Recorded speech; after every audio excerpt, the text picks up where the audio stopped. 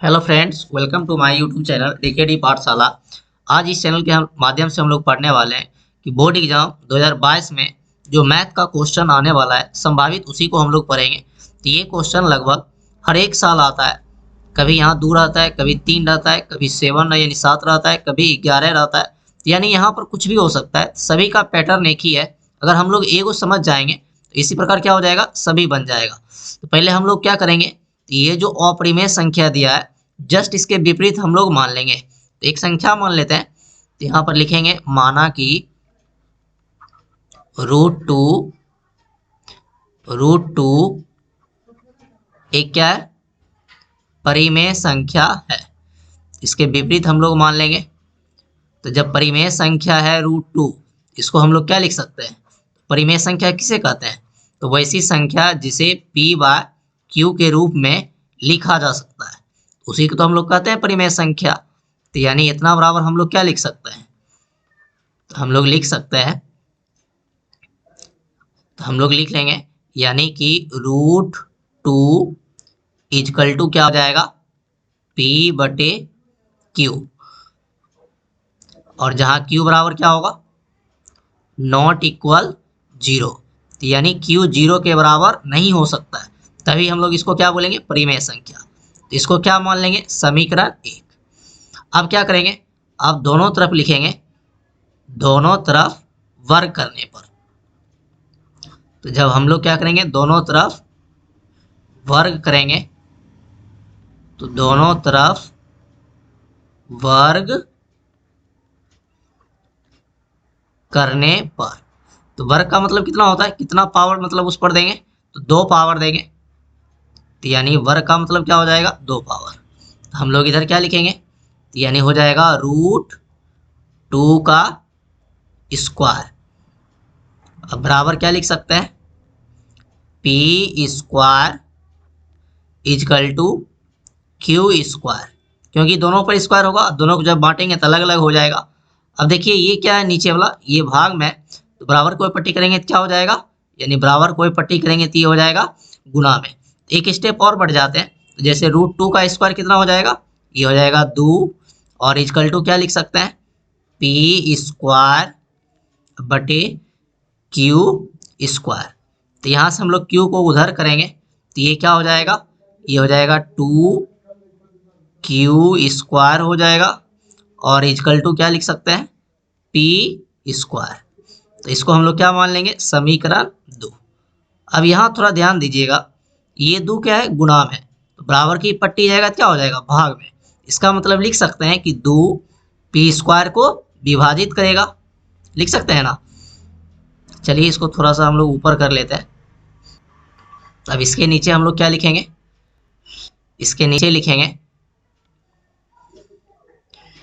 कि 2 coma p² को विभाजित करेगा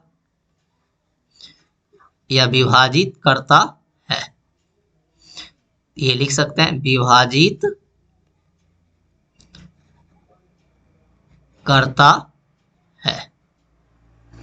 फिर हम लोग क्या लिखेंगे, तो p² है, p² को लिख सकते हैं 2 बार, यानी हम लोग इसको क्या लिख सकते हैं, p गुना p। इसीलिए क्या लिखेंगे कि 2 p को भी विभाजित करता है,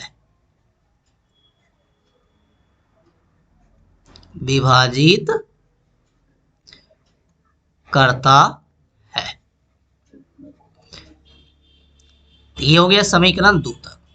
उसके बाद हम लोग क्या मान लेंगे, तो ये जो p दिया है इतना बराबर हम लोग क्या मान लेंगे, अगर 3 दिया रहेगा तो 3 मान लेंगे, 2 दिया रहेगा तो 2 मान लेंगे। तो यहाँ क्या कर रहा है, हमको प्रूव करने के लिए रूट 2 एक अपरिमेय संख्या है। हम लोग k बराबर क्या मानेंगे, यानी सॉरी p बराबर क्या मानेंगे, p बराबर जो मानेंगे क्या मानेंगे, 2k।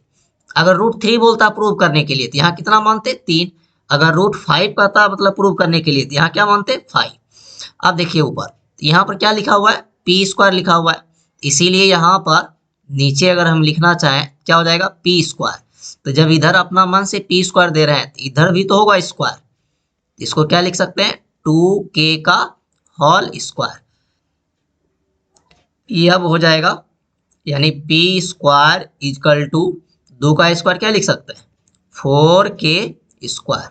अच्छा अब देखिए यहाँ पर p स्क्वायर है और यहाँ ऊपर भी देखिए यहाँ पर भी क्या है p स्क्वायर है। तो इधर से यानी p स्क्वायर बराबर लिख सकते हैं ना कि 2q स्क्वायर। तो यहाँ पर क्या हो जाएगा 2q स्क्वायर। अब बराबर क्या लिख सकते हैं 4k स्क्वायर। देखिए ये 2 गुना में इधर जाएगा तो क्या हो जाएगा, इधर जाएगा तो भाग में हो जाएगा, तो 2 से काट सकते हैं ना, 2 दूनी 4, क्या बार में कट जाएगा 2 बार में। तो इसीलिए लिख सकते हैं कि q स्क्वायर इजकल टू क्या हो जाएगा 2k स्क्वायर। इसको हम लोग क्या मान लेंगे समीकरण 3। अब समीकरण 3 से कुछ समझ में आ रहा होगा। देखिए ये 2 गुना में है, इधर आएगा तो क्या हो जाएगा भाग में। इसका मतलब क्या कि हम लोग लिख सकते हैं, थोड़ा इसको ऊपर कर लेते हैं, इसको हम लोग क्या लिख सकते हैं, इसको लिख सकते हैं कि 2 यानी 2 क्या करेगा 2 ये बराबर की पट्टी इधर करेंगे, क्या लिखेंगे 2q स्क्वायर को विभाजित करता है, 2q स्क्वायर को विभाजित करता है। तो जब q स्क्वायर को विभाजित करता है तो 2 किसको विभाजित करेगा q को भी विभाजित करेगा, विभाजित करता है। इसीलिए क्या लिखेंगे कि 2q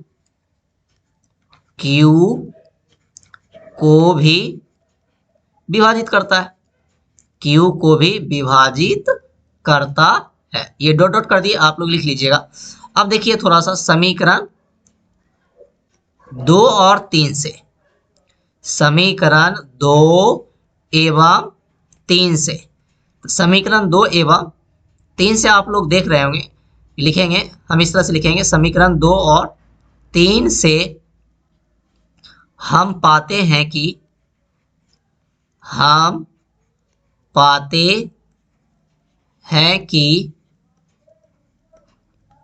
P तथा Q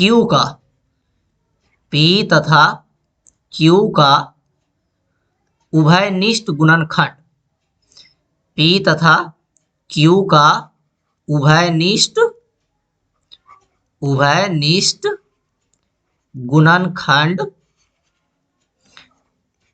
गुणनखंड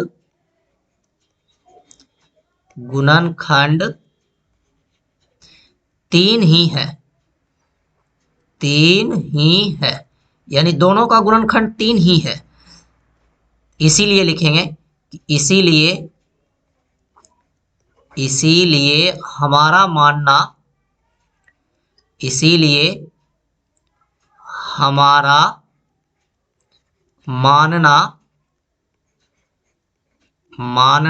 गलत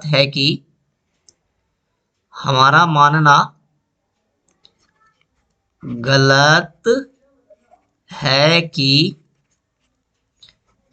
√3 एक, यहाँ सॉरी √2 है, √2 एक, यहां पर भी होगा 2, क्या लिखेंगे 2 ही है। इसीलिए हमारा मानना गलत है कि √2 एक परिमेय संख्या है,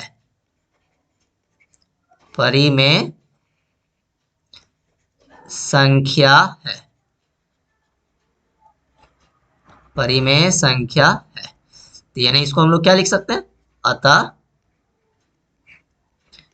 √2 एक क्या है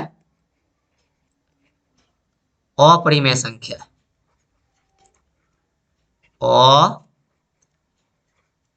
अपरिमेय संख्या है। इसी प्रकार हम लोग बनाएंगे। अगर हमसे पूछ दिया कि √3 का बताइए, तो जहां जहां 2 रखे हैं, जहां जहां क्या रखे हैं 2, तो वहां वहां हम लोग क्या रख देंगे सिर्फ 3 रख देंगे। अब जहां जहां 2 रखे हैं, अगर 5 का बोलेगा प्रूव करने के लिए तो वहां वहां क्या रख देंगे 5। अगर 7 का बोलेगा तो उसी प्रकार हम लोग क्या कर देंगे, जहां जहां 2 रखे हैं वहां वहां 7। तो अगर आप हमारे चैनल पर पहली बार आए तो चैनल को सब्सक्राइब जरूर करें और अपने दोस्तों के साथ शेयर जरूर करें। Thank you.